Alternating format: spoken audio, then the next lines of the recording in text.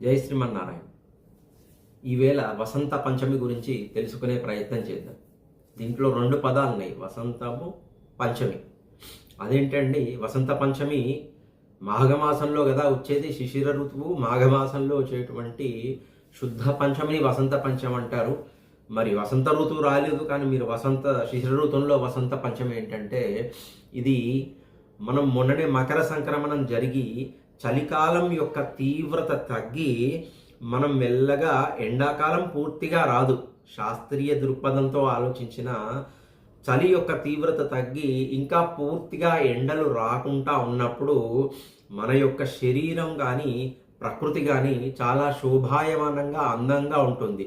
మన శరీరం కూడా ఇప్పుడే వ్యాధి నిరోధక శక్తి మంచి సమతుల్యత పాటిస్తూ రాబోయే ఎండాకాలానికి మనం ప్రిపేర్ అవుతుంది మన బాడీ కూడా.